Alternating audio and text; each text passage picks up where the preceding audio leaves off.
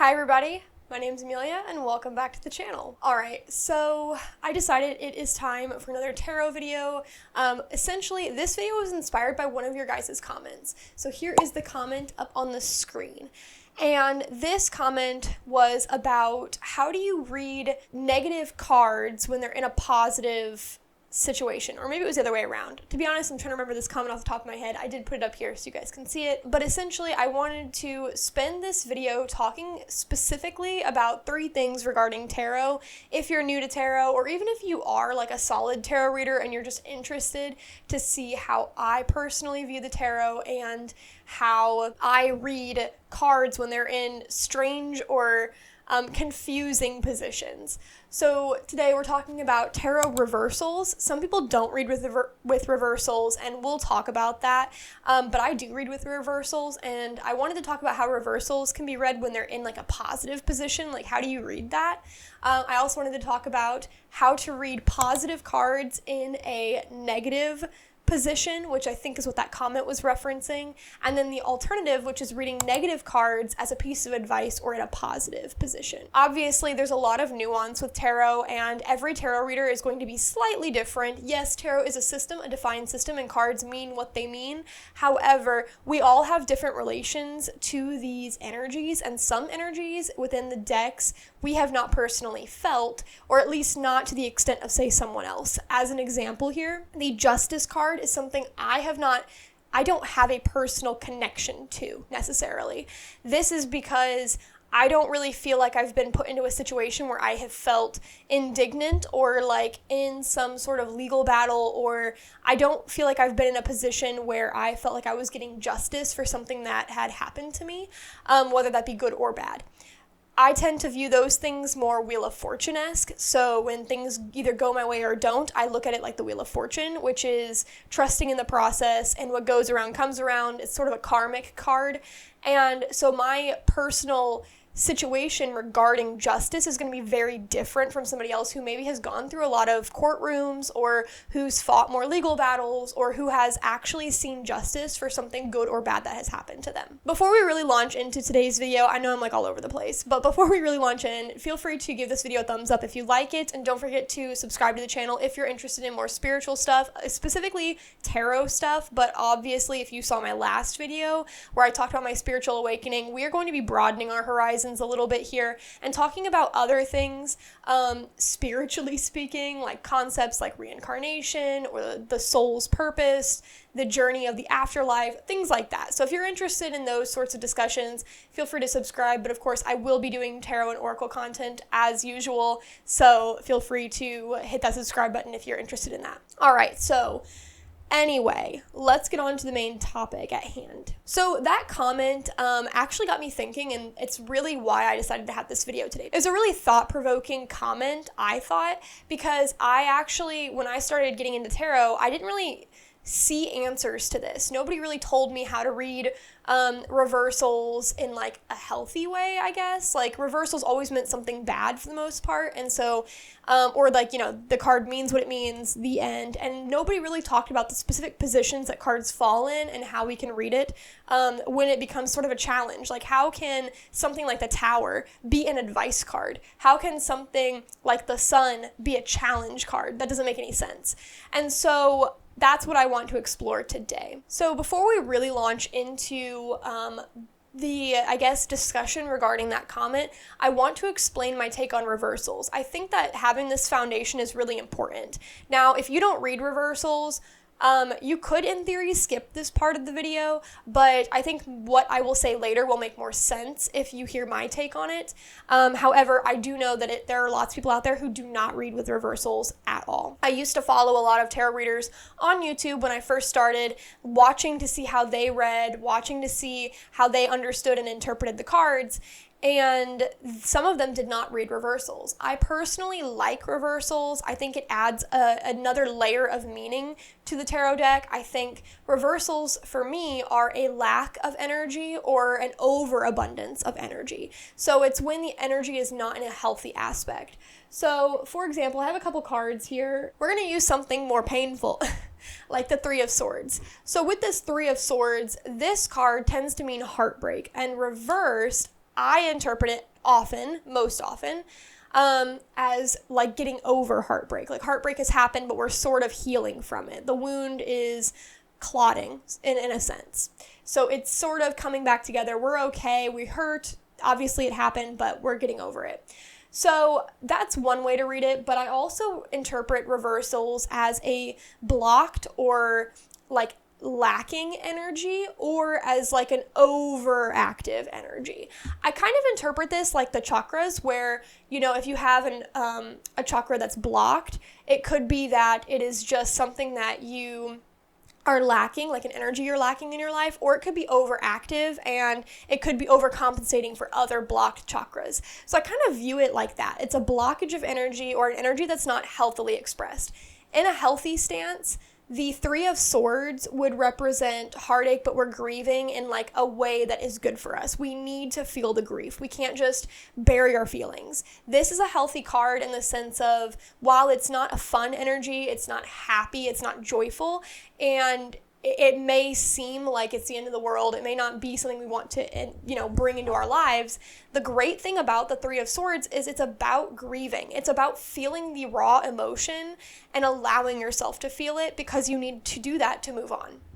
Now, if I see this card reversed, then it can mean a few things, and it's going to be very dependent on other cards in the readings. The way that I handle reversals is not like the card on its lonesome. I do want to see other cards in the spread that's going to help me understand what this one means. Now, I also don't tend to use guided or prompted tarot readings. I tend to just kind of lay a ton of cards out and interpret them as they fall together. So that's my personal reading style, is to just put a bunch of cards out, see what cards are around each other, and connect the dots that way.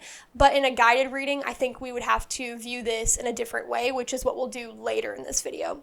But for the sake of like a free flow reading, which is what I do, this card, and whether it's overabundant or underrepresented, would be dependent upon other cards in the reading. Let's say that the Three of Swords is blocked. There's a blockage here, and this can be interpreted again by other cards nearby. If that's the case, then I would say that the problem that the person is experiencing is they're not allowing themselves the space or the time to grieve. They're trying to shove their emotions, bottle them up, put them away, and move on with their lives, but what they really need to do is feel the emotion so they can process it and get over it. And that's not like get over it in like a bad way. It's just, we can't live in grief forever, right? That is how I would interpret a blockage. If I were interpreting this in another negative aspect, which would be that we are over-expressing this energy, I would say that we are probably spending too much time in our grief and we're having trouble getting over it. Now, that's a less likely scenario if I were reading this card, because again, it would have to be dependent on other cards in the reading, and I would probably view an upright interpretation as spending too much time in grief if it was next to other cards, like in the Suit of Pentacles or something that shows like slow change or resistance or the feeling of being stuck. So I would say if I saw this with like, say, the Knight of Pentacles reversed, I would be like, okay, you are really spending too much time in your grief. It's starting to hurt you. But that is an interpretation in a sense if we also had it reversed, depending on what the other cards are. To be honest, again, every tarot reader is going to view things quite differently. Same sort of idea, just expressed differently, and whether it's a blockage or an overactive component, that's going to be dependent on the reader and the reading and the person receiving the reading. So that could be a number of things, but that's sort of how I view reversals. In a similar aspect or a similar vein, I wanted to talk about reversals when it comes to, like, say, the Sun card. So the Sun card upright is a lot of optimism, joy, excitement, like a vigor for life, that kind of idea. And obviously, again, it depends on other cards in the reading as to what we are so happy and overjoyed with. However, if the Sun is reversed, we're probably falling into some sort of depression, we're sad, we've been let down, or we have a pessimistic attitude regarding something. So again, I view that almost as complete opposite for this particular card, but that is because I'm leaning heavily on the meanings of the reversal. If I saw this card as a reversal in someone's reading and I wasn't viewing it as the opposite, then again, I would look at it from a space of, is this lack or is this overindulgence?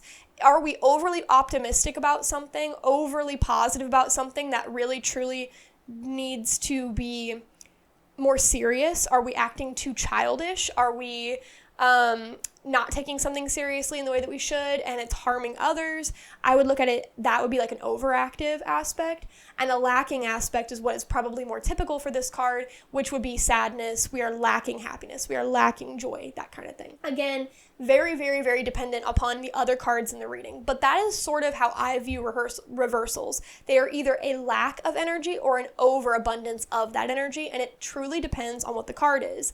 It's very easy to see negative cards, like say the Tower, and say that when it's reversed, it's an overactive component of that energy, versus other cards that are more joyful, where we might say, like, let's say the Three of Cups, if it's reversed, it might be a lack of that joyful energy. So something like that. This sort of concept, or this way of looking at the cards, really helped me when I was starting out to understand the tarot and to read reversals, because I struggled to memorize all of the reversals meanings when I was first learning the tarot, and this was a way to kind of take a step back and really think about the meaning, even if I couldn't remember it off the top of my head. So if you're studying, if you're learning reversals, I would say to ask yourself when a reversal comes up, is it a lack of energy or an overabundance of energy, or just a straight up block of the energy? And that's the easiest way to interpret a reversal if you're not really sure what it means, but also it's sort of stemmed true for me for the most part in memorizing the cards and understanding the energy of each card. Okay, so now I want to get into reading conflict cards or challenge cards. So oftentimes in prompted readings or guided readings, you'll have a card that essentially represents conflict. This can be expressed in any number of questions depending on what your reading's about, of course, but it will be like a card that represents the challenge before you or the conflict that you're facing. I like to do this in a lot of free flow readings as well. Again, my readings are not prompted. I don't really use prompts to guide my readings, not most of the time. But I do have a card that I call my conflict card, and I always set it sideways on the table because it represents the challenge or the block that you're facing that's preventing you from moving forward. So that's sort of how I put conflict cards on the board, but on the table. But that can be tricky for some people depending on what the prompt is. So how do we view reversals as a conflict card? So reversals as a conflict card can be tricky because sometimes we'll see something like, again, we'll use this Three of Swords. If the Three of Swords is reversed and that's our conflict card, we may be wondering, how can getting over heartbreak be our problem? How can that be the thing that we're struggling with? And I would interpret that as the conflict is actually that you're struggling to get over the thing. If we see the Three of Swords reversed in your position of conflict, I would say you're struggling to get over it when you need to. If we see the Three of Swords upright in a conflict position, then I would say, okay, your conflict is that you're feeling the heartbreak, and this is, it's a painful thing that is holding you back in some way because you need to process it. You need to give yourself space to process it. Alternatively, if we were to see, say, the Tower in a conflict position, I would say that seeing the Tower itself is like something unexpected has or very soon will happen to you that will like completely rock your world. Alternatively, if we see the Tower reversed on your conflict position, I would say that the Tower reversed tends to represent us avoiding disaster or trying to avoid a disaster that's inevitably going to come for us. So your conflict is that you know something bad is going to happen to you and you're trying with all your might to avoid it, but in the end it will happen. I could also interpret this as something bad happened and you're not acknowledging that and you're trying to live in your own fairy tale world and pretend that everything's okay when it's not. So those are very, very generic, and again, it's going to be very specific to your types of reading. But when I look at reversals as a conflict position, I don't view the reversal as the opposite all of a sudden just because it is in a conflict position. Instead, or rather, I view it as that is your blockage. The meaning of that card when it's reversed is the thing you're struggling with.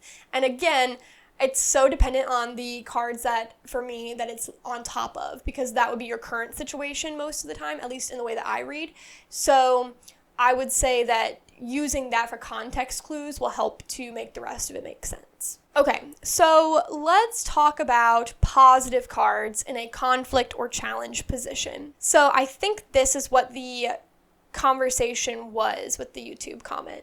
but imagine for a moment that you are in a tarot reading and the conflict card that comes up is the Sun. Upright. Not reversed, just upright Sun. How can positivity, joy, childlike wonder, and just happiness and a youthful energy, how can that be a conflict, especially when it's upright? Because remember, it's not reversed. It's not saying that we have an unhealthy aspect with this energy. It seems to be in a healthy aspect. Again, if I saw the Sun as a conflict card, there are two ways that I would look at this. I would look at it first okay, is our problem the fact that we're not able to achieve the happiness? Again, there's a lack in a sense. We're unable to achieve it, but we know that's what we need to move on.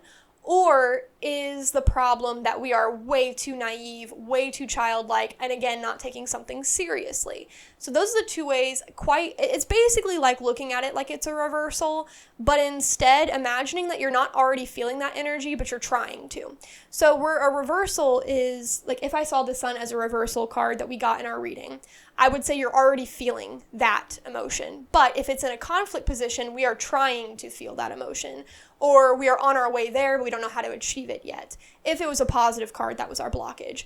Again, it could be something like we're overly optimistic. It could be an overexpression or an overabundance of this emotion, and we are too optimistic about something that requires a bit of pessimism or realism. Maybe we're being too idealistic. Granted, I don't think the Sun necessarily represents idealism as much as some other cards could, but depending on what's in your reading, it could mean that, and I would say that the Sun as a point of conflict is that you're either A, unable to meet the Sun's energy, you're unable to harness that in your life, or B, you're doing it and it's hurting you because you shouldn't be feeling that emotion yet or right now because it requires some other emotion for you to process. On the other hand, let's say we get the Nine of Pentacles as our conflict card. Again, upright. The Nine of Pentacles is you are reaping what you've sown, you are celebrating your harvest, you've worked really hard on a project or something and it's finally coming to fruition, it's paying off, you're seeing all the rewards from it. That is a great thing, but seeing that in a conflict position makes me think either, again, A, we're trying to get to that point in our life, and for some reason we're just not there yet. It could also mean that if we are there, we are already experiencing our abundance. Maybe it's not all it's cracked up to be. Maybe it's not giving us the satisfaction and the fulfillment that we desired, that we set out to achieve. Sometimes when we see cards like this in a conflict position, it could just mean that our dreams came true, we have everything we could have ever wanted, and yet something's still missing. What is it? And so again, I would ask to look towards other cards in the reading for clues as to what that would be. But I wouldn't view it as a reversal, where the reversal usually means that we're not able to achieve the abundance that we set out for. Sometimes it can mean that we did achieve the abundance, but we're just not happy with it. So again, I would say as a conflict card, I almost view it in the same vein as a reversal, except it's not quite. Same concept, but different way of expressing it. Okay, so let's look at negative cards in a positive aspect. This happened very recently to me, and it threw me for a curveball, to be honest. Seeing negative cards pop up as a piece of advice, or when you ask, what is something good about me? What's a good quality about my personality, or what kind of energy do I embody that is positive and makes an impact on the world? If you're doing, personal deep dives. Seeing a negative card in those circumstances can be very jostling. I recently had a client who got a reading, and one of their pieces of advice was the Tower. That is some advice, honestly. That is insane. So, as a piece of advice, how do I read the Tower? As a piece of advice, I would say that this would come more as a warning to be careful. Depending on your reading and everything that's been said, obviously advice would be the last thing that we cover. But if I saw the tarot card, or if I saw the tower card, which I did, as a piece of advice, there's a couple ways I would interpret it, but I'll explain first the way I interpreted it for this reading. So for this person's reading, the problem was this person was set in this cycle where bad things kept happening because they kept repeating old patterns. And so the goal of the reading is to break out of the cycle and create new patterns for the self so you can move on to a different chapter in life. So seeing the Tower card as a piece of advice to me was more of a warning, kind of like, hey, if you don't do the other things that have been advised in this reading, if you don't try to break out of your cycle in some way, that's okay. The universe will break you out of it. It just may not look pretty. It may not be what you wanted in order to escape the cyclical patterns that you have found yourself in. So when I see the Tower as a piece of advice, in some ways, and in that reading in particular, it seemed like a warning message, kind of like, hey, like, if you don't put in the effort to change directions or change course, that's fine. Your guides will do it for you. Again, it may not be the best because the Tower represents unexpected disaster, unexpected change, things that are sudden and, we didn't plan for them, and usually there's some sort of backlash from it. So that's one way of looking at it. If I saw the Tower in another positive aspect, so like if I was asking like, what's a positive quality about me and that other people enjoy or that I exhibit that inspires others, and I got like the Tower, that would also be kind of like, oh my gosh, am I a bad person? But I would say no. If you saw the Tower in a positive aspect like that, I would say that something that's positive about you is that you come into people's lives and change them for the better. Yes, you may come in and you may make a mess, and yes, it may be very sudden, it may be difficult for these people, but ultimately, it's something that needed to happen for them to grow. Because the Tower card, in a sense, represents the divine stepping in and making a change because you need something to change. So I would say you might be a very strong personality. You might be someone who's very intense. You radiate Scorpio or 8th house energy, quite literally. Not that the Tower is necessarily ruled by that zodiac sign or that house, but I would say that it has some plutonic energy. That is the planet, not platonic, but plutonic. So I would say that, it embodies this idea of death and rebirth in the same way that the Death card would, but in a more sudden and, like, I don't want to say violent, but very sudden and unexpected way that sort of, again, rocks people's world. It makes them shake up a little bit, but it's ultimately for their growth. So seeing a negative card in a positive aspect kind of forces us to look at something in a different way. Alternatively, let's say that we're asking about what good things are happening in my life right now. What's something that's good that I should be focusing on? And we got the 5 of Swords. That's a rough one, but that's because the 5 of Swords typically represents fighting with others or trying to quote unquote, because this is the phrase often associated with this card, is winning at all costs, doing whatever it takes in order to succeed, even if which thus makes the win feel sort of like a loss as well. It's a bittersweet win. We won the fight, but what did we lose in doing that? That's sort of the energy of this card. Let's say that we, again, saw the 5 of Swords in an aspect of like, what's something good I can be focusing on? And maybe that's quite literally like celebrate burning your bridges and winning in a battle that you have recently fought. Even though it doesn't feel like a win, you really did win. You really did succeed. You did something that's important and that's going to help your growth. So again, viewing the positive side of this negative energy. It's really difficult to see negative cards in a positive light. Seeing negative cards in a positive position is harder than seeing positive cards in a negative position. And I think it's because we tend to assume the worst. We tend to think the worst. And in truth, you have to look at the bright side, in a sense, when you see these negative cards, and try to look at it as if it's a good thing, as if it was meant for your growth, and I think that will help you understand it. Similarly, on the same vein of seeing negative cards in a positive position, how do we read reversals in a positive position? Again, reversals represent a lack of energy or an overabundance of energy. So if we saw something like the 10 of Cups reversed in a positive position, how do we read that? And as an example, let's say, what's something good that's going well in my family? We'll bring it straight to the card's meaning here. What is going well in my home life with my family? And we got this. I would say this is a getting over. So this would be an overcoming a challenge. If I were to read a reversal in a positive aspect like that, I would say this is overcoming a challenge. Or this is about focusing more on yourself and less on others. I view reversals as very internal. For a lot of readings, I say that reversals are your internal world and upright is your external world. And so in some cases, like this example, I would say that seeing the 10 of Cups reversed, I mean, this represents not thinking about your legacy, not thinking about what you want to leave behind.